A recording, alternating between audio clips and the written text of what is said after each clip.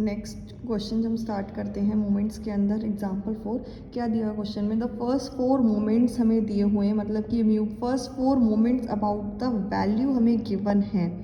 मतलब हमें क्या दिया हुआ है 2, मतलब अबाउट द वैल्यू एक तरह से, और ये हमें दिया 1, 2.5, 5.5 और 16। अब हमें ये देखना है कि बेटा देखो जो ये वैल्यूज़ गिवन है ये क्या गिवन है, μ1 गिवन है या मतलब ये अज्यूम मीन वाले गिवन है या एक्चुअल मीन वाले गिवन है। तो ये देखो आपका लिखा है ना moments about the value, about अगर वर्ड लिखा है कि about the 25, about 2, about the this या अबाउट अज्यूम, मतलब ये वर्ड ही लिखा है, तो ये होते हैं आपके μ1 डैश, μ2 डैश, μ3 डैश, क्योंकि ये जो आपका 2 है ये होता है आपका अज्यूम मीन। ठीक है, तो ये कौन से हो, जब हम अज्यूम मतलब हमने 2 को देखकर वैल्यू निकाली है, हमने अज्यूम मीन को देखकर वैल्यू निकाली है, तो ये हमारे कौन से हो गए μ1 डैश, μ2 डैश, μ3 डैश, μ4 डैश। मतलब हमारे पास गिवन है μ1 डैश, μ2 डैश, μ3 डैश और μ4 डैश। अब इसके बाद हमें कैलकुलेट करना है 4 मोमेंट्स अबाउट द मीन, मतलब कि μ1, μ2, μ3, μ4, और अबाउट द जीरो मतलब v1, v2, v3, v4। अब इसके बाद सबसे पहले हमें इसे निकालने के लिए हमें ये फॉर्मूलेस लर्न होने चाहिए। जब तक ये फॉर्मूलेस लर्न नहीं होंगे, देखो लर्न तो होते नहीं है, लेकिन अगर हमें ये लिखने आते हैं तो हमें कोई दिक्कत ही नहीं है। मैंने आपको वैसे भी बताया भी था ऑफलाइन क्लास के अंदर, तो किस तरीके से, एक बार मैं आपको फिर से बता देती हूँ किस तरीके से हमने फॉर्मूलेस लिखना देखा था। कि हमने जैसे ये μ1, μ2, μ3, μ4 है, हमने क्या करा यहाँ पे 0, फर्स्ट वाला तो 0, इस वाले में जो लिखा है उसी का डी डैश, मतलब उसका ही डैश बना दिया। जैसे μ2 है तो μ2 डैश, μ3 डैश, μ4 डैश। इसके बाद लास्ट में हम ये वाला यूज़ करेंगे μ1 dash, μ1 dash, μ1 dash, μ1 dash, μ1 dash और μ1 डैश। ठीक है, हम लास्ट में सब में μ1 डैश लगाते जाएंगे। अब इस वाले में μ1 डैश वाले में देखो लास्ट वाले में आपका आ जाएगा μ1 डैश का, जो हमने लास्ट वाला जो सबसे लास्ट वाला होगा, देखो यहाँ पे हमने यहाँ पर एक है आपका तो एक μ1 डैश, फिर हमने 2 μ1 डैश लिखे, फिर हमने 3 μ1 डैश लिखे।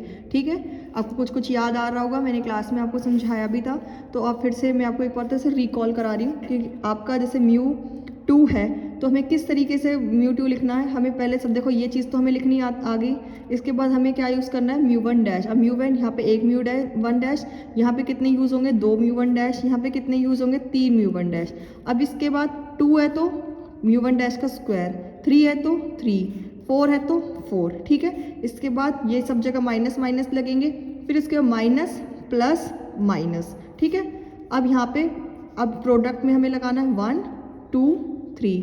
अब माइनस प्लस माइनस मतलब साइन चेंज हो जाएंगे, यहाँ माइनस है तो यहाँ प्लस, यहाँ माइनस। अब बारी आती है इसकी, यहाँ μ1 डैश तो ऑलरेडी लिख दिया। μ1 डैश के बाद हमारा कौन सा रह गया, देखो 3 है तो 3 के बाद कौन सा आना चाहिए μ2 डैश, तो μ2 डैश आ गया। ये कितना लिखा हुआ है 3, तो यहाँ पे 3 प्रोडक्ट मल्टीप्लाई में हो जाएगा, हो गया हमारा कंप्लीट। सेम इसी तरीके से μ1 डैश तो ऑलरेडी है, अगला कौन सा होना चाहिए, ऊपर वाला हम लेते जा रहे हैं ना, देखो μ2 डैश फिर μ3 डैश, तो यहाँ पर भी क्या आना चाहिए μ3 डैश। ठीक है, तो हम μ3 डैश लिखेंगे। अब यहाँ पे कितना आना चाहिए 4 है तो 4 से मल्टीप्लाई। ठीक है, फिर अगला ये वाला भी हमें लिखना है, इसको भी कंप्लीट करना है। यहाँ μ3 डैश μ4 3, मतलब देखो 3 2 1 4 3 2 1। ठीक है, अब इसके बाद यहाँ पे वैल्यू की बारी आएगी, यहाँ पर कितनी आएगी ये वाली वैल्यू हम याद कर लेंगे 6। कैसे याद करेंगे 3 × 2 6। ठीक है, मेरे ख्याल से आप लोगों को ये फॉर्मूला फिर से रिकॉल हो गया होगा। अगर ये फॉर्मूला याद हो गए तो क्वेश्चन करने में कोई दिक्कत नहीं होगी, आपको सिर्फ वैल्यूज पुट करनी है। इसके बाद मोमेंट्स अबाउट जीरो, जीरो के लिए हमने कैसे किया था, हमने क्या करा था v1 v2 v3 के लिए हमने इस वाले फॉर्मूले से नहीं किया, हमने कौन से वाले फॉर्मूले से इसको लर्न करना स्टार्ट किया था, ये वाला। हाँ, ये वाला हमने फॉर्मूला लर्न करना स्टार्ट किया था। हमने μ1 डैश किस तरीके से निकाल दिया, अगर हमारे पास μ2 है, देखो हमने ये वाला क्या किया, हमने सबके डैश हटा दिए, ये डैश हटा दिया, ये सबके डैश हमने इसमें से हटा दिए।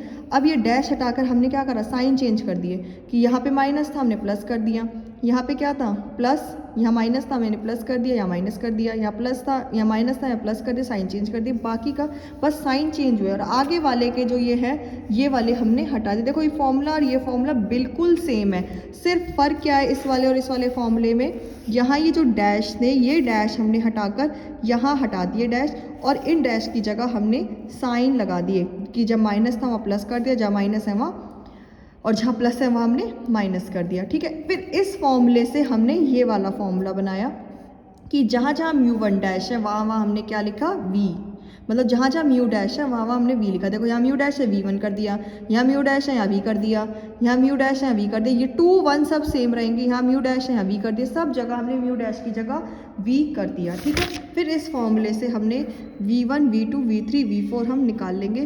किस तरीके से, देखो म्यू ये हमारे निकल चुके, इनको यूज़ करके हमें वैल्यू सिर्फ वैल्यूज़ पुट करनी होगी, ठीक है। इसके बाद नेक्स्ट एग्जाम्पल नंबर 5, इसमें क्या दिया हुआ है, अर्थमेटिक मीन ऑफ सीरीज, जो मतलब मीन दिया हुआ है 22। फाइंड द 4 सेंट्रल मोमेंट्स, इसका मतलब 4 सेंट्रल मोमेंट्स की बात आ रही है, तो इसका मतलब हमें क्या दिया हुआ है, सेंट्रल मोमेंट्स कौन से होते हैं, म्यू1 म्यू2 म्यू3 और म्यू4। मतलब हमें म्यू1 म्यू2 म्यू3 और म्यू4 दिया, हमें निकालने होंगे म्यू1 डैश, अज्यूम मीन निकालना है, moments about assume mean mu one dash निकालना है, और इसके बाद हमें निकालना है मोमेंट्स अबाउट ओरिजिन यानी कि V1।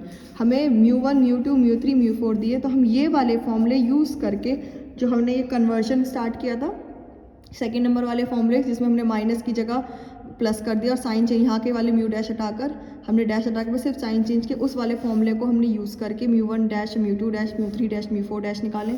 फिर उसके बाद V1 V2 V3 V4 हम निकाल लेंगे, ठीक है। आई होप आप लोगों को ये क्वेश्चन समझ आ गया होगा।